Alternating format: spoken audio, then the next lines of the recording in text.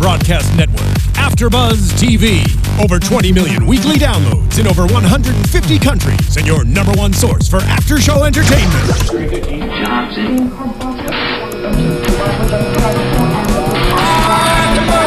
AfterBuzz TV, the destination for TV superfans, producing after shows for over 300 of your favorite TV shows, interviewing celebrities and showrunners, and bringing you behind-the-scenes exclusives. All thanks to E! Entertainment's Maria Menounos, producer Kevin Undergaro, and internet leader Akamai. Now, let the buzz begin!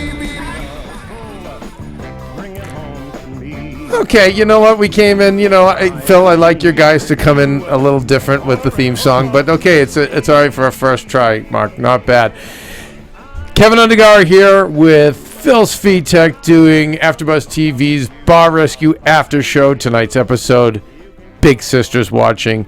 I really wish Mia were here because I'd like to get her take on this for many reasons, but especially just a female boss like this. But I thought it was outstanding.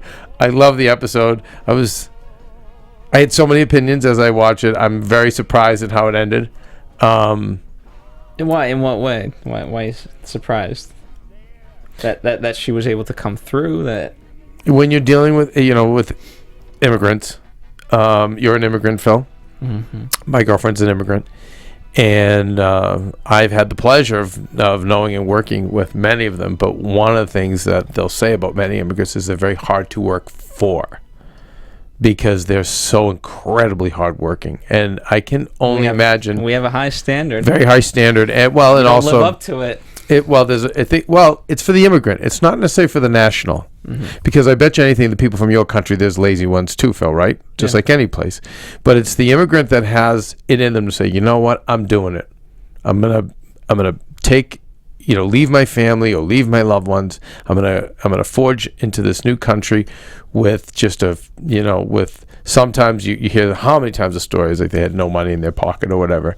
But it's just a different mindset. And then the fact that this country is so affluent and we are so fat mentally, all of us, and those other countries, you're not, like Phil, like your communities of farming, right? It's mainly farming. So there's a different, I'm sure they're not wasting many things there. Sometimes, yeah. I mean, again, I think if you look at each country in that way, at least not the third world ones, you can kind of see that. But yes, I agree. Maybe the third world's not wasting, Phil. They can't. There's nothing to waste. No, I'm saying, but yeah, I So agree. when they get here, you see, I've known people that would come over to this country, rent one apartment, and 15 people would live in that one apartment in a really dangerous area, and they would all be out all day collecting cans. Back, I don't know what it is now when you get a nickel or a dime for cans or whatever, at least in the Boston area, and the family would go out like an army, and then they'd put the money in a big pool. And in a couple of years, then they'd buy their first convenience store. And then that's how it went. And then next thing you knew, they had 3, 4, 5 convenience stores because why? They had a very small labor force. Why? Because they paid themselves. But they were willing to do the work. And most of these immigrants who come here, they laugh at how easy it is here. Because like what? All I have to do is I'm already killing myself in my country and barely getting by. But if I'll kill myself in this country, I can end up super successful. And later on, I'll talk about, got a Gene Simmons quote about immigrants recently that moved me very much. He's an immigrant as well. But the downside is they can be very hard to work for because their mindset is so different than our. Many of us who've been here for so many generations, we are just, what is our lives about? Our weekends, baseball, hot dogs, video games. I mean, so it's hard when you get someone from that mindset. You're already gonna have problems. Now, at that, you've got a female, and there's a whole other set of emotional issues that's going to go along with any female. Just like when you get a guy, you're going to have to deal with all the shit a guy brings to the table, being a macho man, full of testosterone, all his shit. So, and I know some women are more feminine, more masculine than they are feminine, and same with men. But at the same time, you have a female who's an immigrant, and then I don't know if there's a husband in this equation or not. But we have all of what it seems for that where she'd be very hard to work for, and then also I can see where that's a mindset that's hard to break. But at the same time, what I notice about immigrants, Phil, that I love is the humility. Because you come over here and you don't come over here, I know it all. Most Americans, with our entitlement, we know everything. Yeah, but did you think that she kind of had that note? I mean, she had that attitude. At first, no. At first, it was more of the female thing, which is, I'm sorry, emotional, not logical. And as we see her character arc, you see the humility of an immigrant come through, where it's I look at Maria's dad, who's one of the smartest guys I know, but he knows that he doesn't know. And the older I've gotten, the more I've realized, like, oh my God, I don't know. I'm an idiot. I need to learn more. And but when I work with Americans who've been here for a long, long time, there's no telling them anything. They know it all. So another great thing about immigrants are hard worker, but they also, like I said, there's the humility. And I didn't think, the reason I was surprised about how the episode ended, I didn't think we would get there with her. I thought the female craziness, everyone stealing from me, I didn't think he was going to be able to break through that. And man, he's such a master. I work with people in this capacity every day, but John finds these little tricks and techniques to do with people to bring it out of them, whereas I'll just talk to them directly. Sometimes I'll yell. And but John does that as well, but then he has these other skills to create these breakthroughs, and every week he's coming up with a new one, and we see it in this. But let's want to take it step by step, Phil, as we go through it. Those are my general thoughts. Okay, so we're across from the military, 12,000 Marines with a median income of 60 grand. Like, to me, this is almost a layup. They are in a mini mall area, but again, who cares? If you're across from those numbers, you can get there. So we've got decent bones to work with. I mean, it might not be the best looking outside of the bar, but the inside was dated and worn, but fine. We know John can give it a polish. But the fact that you're across the street from all those Marines, we know we're in decent shape. We also know that Sissy does have a son who's in college, but it seemed like he's ROTC Air Force, right? Yeah, he's part of that world. Which, again, perfect. And we see that she is an insane control freak who doesn't trust anyone and has nothing but video cameras on the staff. 16 video cameras. 16 video cameras. Again, Phil, you and I have been working together for so long that you probably don't have many other people that you've worked for, but I've worked for those people who think you're always stealing, think you're always taking, think you're always scamming. It's so stressful to work for them, and it's not. None of it's enjoyable. Yeah, I mean, it's tough. I mean, you can kind of break that mentality because it's half and half. If you present yourself as an employee that you're not that way, then you come out okay. But if the owner's just not willing to relinquish that trust, then it doesn't work. Oh, it doesn't. It's just hard. You're already, if you care about the job, you're already going to be stressed a little bit because you want to do your best. But then when you're thinking of it ahead, oh my God, this person's going to think I'm stealing. This person's going to think I'm scamming. It makes things very difficult. But it's just and again, but it's one thing to have that, but then right. Even because John's whole thing was your only interaction with your employees is through these video cameras. It's just, I mean, go back to any Orwellian novel. It just creates it creates a negative environment. Like, it's one thing to be that way and have face-to-face interaction with, like, hey, Kevin, I don't trust. Are you stealing from me? Right. That's one thing, right? But now that's right. So even though that's bad, this is even worse. Yeah, exactly. So, and I love that. Hence the title, "Big Sister's Watching." Yeah, I couldn't agree more. I love the idea that. Well, I guess it's like I want to introduce. We have Phil Wells, one of my favorites. So it's like, for me, the top three. We've got Phil, we've got Mia, and we've got Lisa, who we'll see next week. I'll talk about that later. Nick Liberato, great chef. So we once again have an amazing team. God, what did John say? Cameras are a crutch, not a security measure. Anyway, they do their recon. We leave Nick in the car because there's no kitchen. But by the way, the kitchen was pristine. Did you see it? Like, I'll give her that. It was all, the stainless steel shined. Because it wasn't in use. Because it wasn't in use. Well, but John, Phil, we've had other people that they've closed the kitchen down and it's just, they didn't bother to clean. At least she did. At least there was that. The other thing I think too is like, again, immigrants, because we do live in such a blessed country, I think that most of these other countries you come out of, most of them, not Canada, and there's some other wonderful countries, it's so dog eat dog in those other places that it's hard to be trusting. Like I notice when I'll get, I don't know, I've been shoved to the side a few times at the airport with Chinese people that are rushing in and out. And, at first when I was younger, I was like, oh, what the hell was wrong? And then, Marie explained to me, she's like, no, Kevin, in their culture, like that's the only way they'll get anywhere. It's the only way they'll be able to eat. There's so many people and you have to be very aggressive. And so in a lot of these, because they're not coming out of cultures like ours, they're coming out of cultures where people probably do have to steal just to eat, just to get by, or maybe they're not held accountable for stealing. Maybe there's not the laws in place that they have here. I mean, whatever. So you see where all that programming comes from. John, of course, goes in and sees it. The girls are disastrous behind the bar. Good personalities, fun, but awful. You had the two guys from their radio show, sports guys, and they ordered a manly drink, and they get, like, I didn't order this. Right. Yeah. Oh, I'm not. I love how she says, I'm not very good at this. It's interesting because the owner was drinking, not trusting them, and she's such a parody in a sense that they were laughing at her. But I feel like I liked the bartenders, but I didn't think that they were. I don't know. I don't think that they're angels. No, I don't think so too. But it's just kind of led to that point. I mean, again, that their whole interaction has just been based off of a phone call and a video camera. Yeah. Even though you're right there. Right.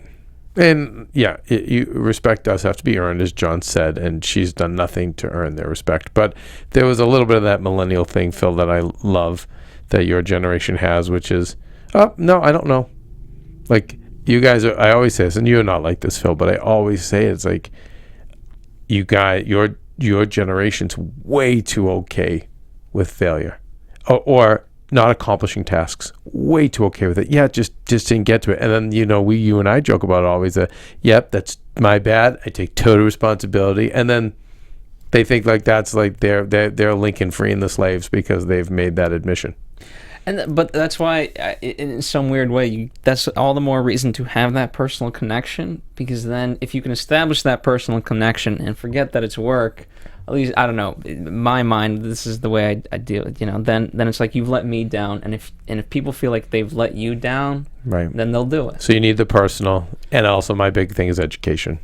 Yeah. But because even with that personal, you've let me down, you've educated them. Yeah. This isn't just about me. I'm coming in because I'm a cheapskate and I think you're stealing, or I'm a control freak and I want to see the place clean. No, it's about something bigger. It's about the bar. It's about this is how the bar is going to be successful, and if the bar is successful, then we're all going to be successful.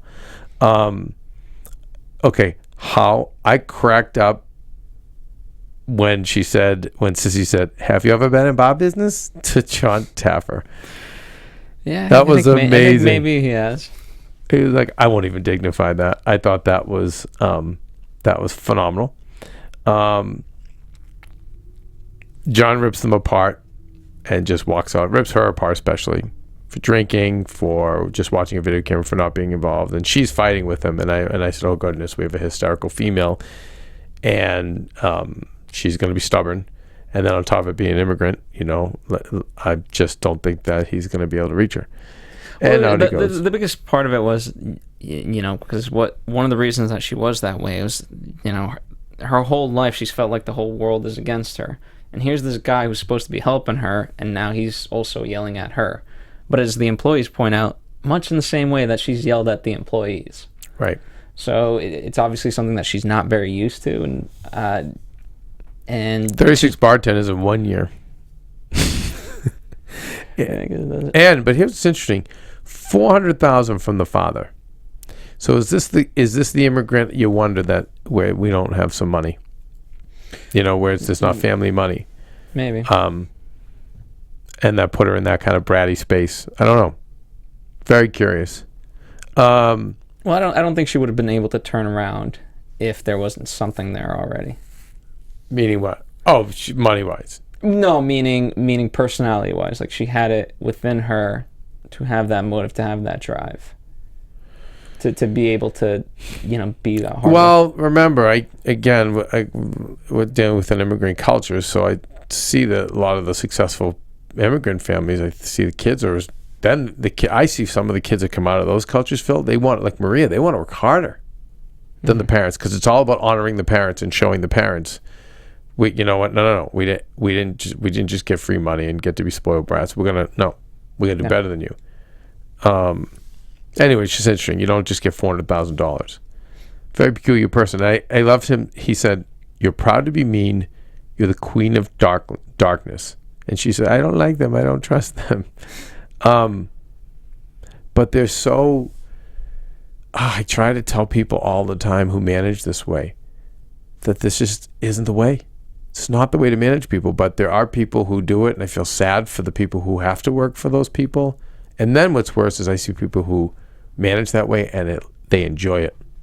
And I've told you about that too, Phil. They're proud that they manage with meanness. They're proud that they instill fear into people. And that's what gets them excited. And I always say to friends of mine, and even to you, Phil, I say, God, imagine if that was you. If you were wired that way, if you woke up every day and that's what got you excited to be mean to people. Like he said, when he said that you're proud to be mean, I was like, oh my goodness. That spoke to me, because I know a lot of people that are. Yeah, and it's obviously a sadistic thing, and wherever it stems from. Imagine that's how you're wired, though. Yeah. Right. I mean, I can't. Yeah, you're not like that, no. But it's like, and we don't have that here, and. By the way, I do want to put, there's a method, right? There's a good way to use a security camera, right? In the sense of, if you have an employee, and I sometimes do, so I'll give people a task list, and then I can check in, but then I'll call, and I've I think John references that he does this.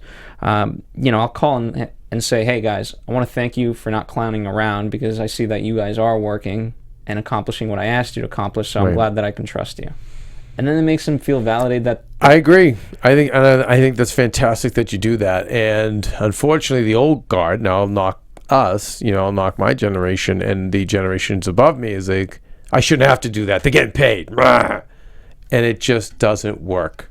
It doesn't work. And what I like about your generation is you guys go much more with your heart than money.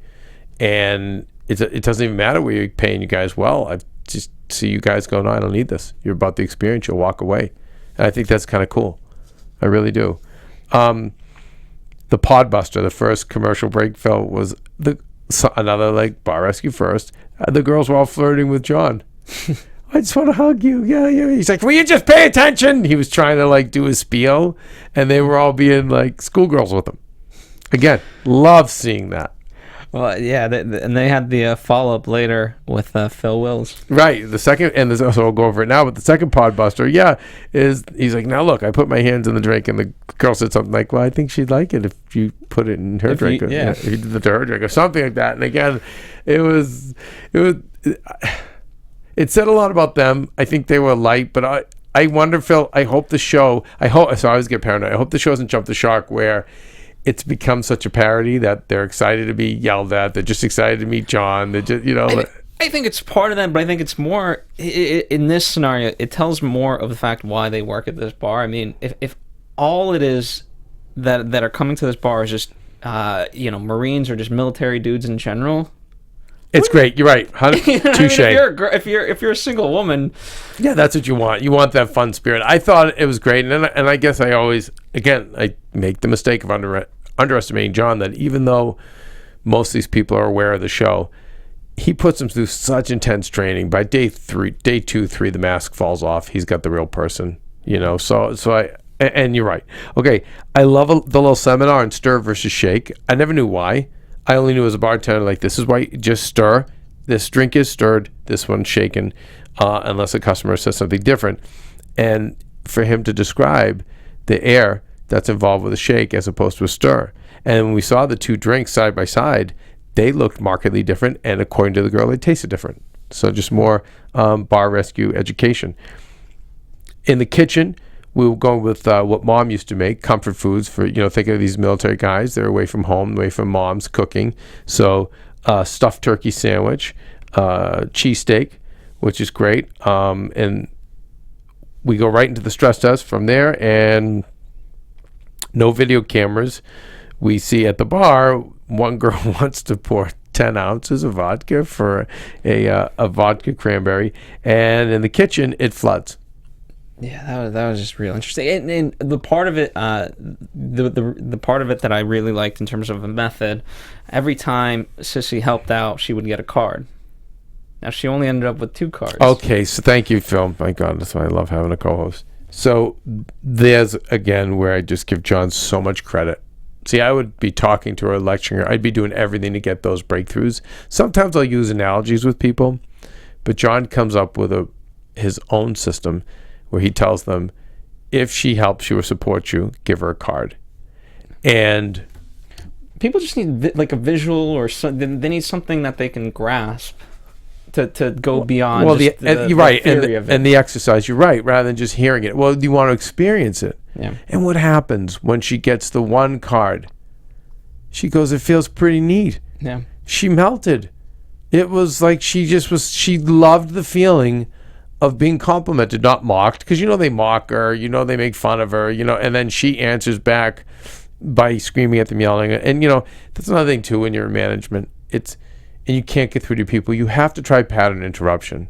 By the way, as an employee too, if you're trying to you can't seem to reach a boss, you have to try pattern interruption, and that is interrupting the pattern. That's doing something different, not doing the same thing over and over again, and expecting different results, which is insanity by definition. But doing something different, and look, now something different happened, and look at the results. She was so happy. I mean, she got so emotional over a little cardboard card. It meant so much to her, and she only got 2. But those 2, it had such an impact. And even though the bar was a nightmare, the girls can't pour drinks for anything, the kitchen flooded, and she barely could mop, but she did it, and it was a nice moment. You hate me? He's like, what did he say? Not as, I don't like you. I never hated you. But I do like the smile, and I do like you mopping, so it's definitely a start. Right. So it was just, we were having some great moments. And then when they did talk about the cards, the girl, her number one masochist, who also looked Latino, and I bet you anything, the immigrant parents or the immigrant grandparents, just a guess, because there's the humility and the masochism of an immigrant that would hang in and put up with that crap. But when she said to Sissy, you were really great and you really did help us, you could see Sissy just felt so good. Everyone goes away, comes back for the morning after, and of course the drains were cleaned for the first time in a couple of years, which was nice. But another great moment, John does the Taffer sit down with the son, and this brings me to the Gene Simmons quote, and he talks about how upper middle class white kids ruin rock and roll because they believed they were entitled to all this free music, and whereas the immigrants, he said, Gene said, if you go to any professional ball game, who's standing with their hand over their heart? He said, and most of the time it's immigrants or first generation people because they're so grateful to be here. And it's Veterans Day is coming up, Phil, right? Mm-hmm. And this weekend, I was driving by Wilshire and one of the memorial monuments, and out was a little Asian man standing there alone with an American flag wrapped around his whole body. And he was just standing at attention as I said, 9 a.m. maybe. There's nobody there. And I said to Maria, look, I guarantee you he's an immigrant or first generation. And that's how much he appreciated this country, was to stand there with the flag wrapped around him and so proud to be here. All Maria's uncles, by the way, will say, God bless America, all the time because they appreciate it. And to hear the son say, I just want to do something back for this country. And now, Phil, think of all of our, like, well, you can't say our because you're immigrant as well, but I'll think of myself. Think of my people I've known over the years, people who grew up like I did, who have zero appreciation for this country. First ones to criticize, by the way, the immigrants. First ones to be racist. But would never feel that way. Would never feel so appreciative. Always entitled to more money for less work. And man, it's like if I read another goddamn movie theater getting shot up by that exact same kind of person. Anyway, it was very moving. I got emotional seeing the son. Like, wow, just what a sweet kid to want to give back to our country and to appreciate it the way he did. And the mother clearly loves him that much. It's a very nice moment. And after that, we go into a little bit more extensive training. We're going to have a nice Italian sandwich, which looked insane. Yeah, and even then Phil Wills gets it right. Even the cook, he was inspired. Yeah, no, he just the way he bit into that sandwich, he was all in, and yeah, I mean, I thought that was a good moment. We didn't get a lot in the kitchen. Yeah, we almost didn't need it because there was so much else going on. Yeah. Phil teaches them more about the new drink, but then we go to the reveal, and again, speaking to the appreciative immigrant, when she turned around. I think in 100 bar rescue episodes, I think that's the most excited we've ever seen. I don't think she turned. She did like a flip and she ran started in. Screaming, right? Yeah. And we've always seen, a lot of times I see where they're a little disillusioned, or I see the fake smile, and then I see ones that are stunned, less than you think, and less that we should have for what these people are being given. But this lady seemed to me the most excited we've ever seen. Again, just like, an immigrant appreciative. But I thought it was wonderful to see. And in she goes. And it really, I mean, the whole feel, it was a clubhouse. Because that's off-base bar. Yeah, off-base bar. That's what I loved about it. I mean, there's no simpler way. It's one thing. I mean, you said at the top, it's a home run. Because when you're military guys, you have that entire community, and if you have one good review of like, hey, where should we go this weekend? Oh, let's go to the off-base bar. Now you've got that entire community. It's no different than if I literally told any of our AfterBuzz hosts, hey, let's hang out this weekend. Oh, where should we go? Let's go to that bar. Now you've got a group of 200 hosts potentially going to one bar. It's perfect. And I like how John copped the fact it's a mini mall, so they couldn't really do much with the exterior, but they did do, instead of doing the flat, which I've been saying, I've said I haven't appreciated in the past is some of the signage we've had to do on Bar Rescue because of the lack of time, and then sometimes the laws. I like how we went with individual letters. Did you see for off-base bar? So it looked clean, it looked nice, and then in we go, and no more green bar, beautiful bar, gorgeous upholstery. Goes back to what John said about the layering, the different textures. And he said just the upholstery alone will make each drink worth $1 more, and I believe that. Like, what a great place for now people to go for the military. And you still got your pool tables. You got the foosball, which is great. It's like you go, you have a beer, you play a little foosball. I mean, I think the girls can come out and play with you. It's fun. He brings in a Marine who won the Crown Royal Hero Award, so he got he gave it his approval. But again, the genius of Taffer, to me, the most genius thing. So we see another wonderful renovation. His taste is amazing. Off-base bar is a fine name, but to me, the biggest thing he did, the biggest photo to create success in that bar, right, was the photo of the son and the plaque that said, "Proud military mom," or something to that effect. Proud Air Force mom. And it's an homage to the son. It's a reminder of the mother to stay on track. But in this case, it's that connection with the customer. That's right. It's a better selling thing. Now, let's just say you get when military guys have to go to war, who are they fighting? They're fighting foreigners. She's clearly a foreigner, right? So you could be having issues there. But to know that this is an immigrant whose son is out there fighting with them by choice, I think that gets them a ton of respect. I think that any one of them with self-worth plops down their money for drinks proudly, knowing the mother is really part of the community to be able to give up her only son to go and fight, in the method in the manner in which they do, to me is so smart and really sets them up for success. So just genius move by John. And I know you pulled out I know we went to Bar Rescue updates for the updates. I was pretty confident that they were going to be positive. And I have to say, I think this is, out of all of the Bar Rescue updates, this could be one of our most positive ones.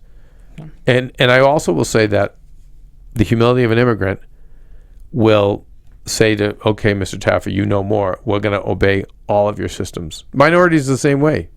Very humble people. We've seen that on the show too. So the minorities most of the minorities John has worked with have listened to him and applied all of his systems and have succeeded. And so I knew she wasn't going to stray from this. And according to the read-up, she hasn't. And everyone loves the atmosphere now.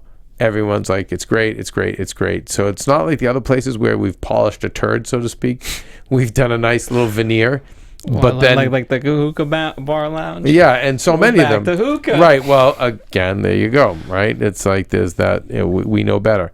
So a great update. Congratulations to Sissy and the bar. Yeah, I didn't expect this one to turn around like it did, but man, every week I'm still surprised by this goddamn freaking show.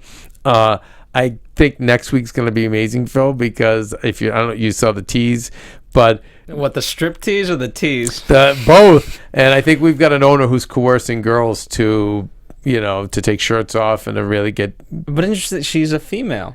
Because we've kind of seen that before, yeah, but it's been the sleazy guy. But it's the sadist female, yeah, who plays Mother Hen. Probably, if I'm guessing, probably acts in some ways like she's the cool big sis / mom, but really it's just all about her gains, which is, making more money. And, John's going to have an effing field day with her, and I cannot wait to see. All right, so Phil, where do we find you? Follow us here at AfterBuzz TV, Facebook, Twitter, Instagram, and check out our other network, BlackHollywoodLive.com. It's a great network from programming ranging from music to fashion to sports to technology and everything in between. So check out those guys. They're doing a lot of great work, and they deserve our support. They certainly do. And then for movies, Phil? PopcornTalk.com. Anything movies. Whether you like Disney movies, Star Wars movies, Marvel movies, and everything in between, we got something for you. Very nice. Okay, I am at Undergaro, and you are at PD's VTech. I know you don't promote it, Phil, but whatever. I'm going to throw it out there for you. And Phil, thanks for sitting in today. And you guys, hopefully, we'll have a bigger panel next week. And I'm excited for my nude girl episode. Bye, everybody. Bye. From executive producers Maria Menounos, Kevin Undergaro, Phil Svitek, and the entire AfterBuzz TV staff, we would like to thank you for listening to the AfterBuzz TV network.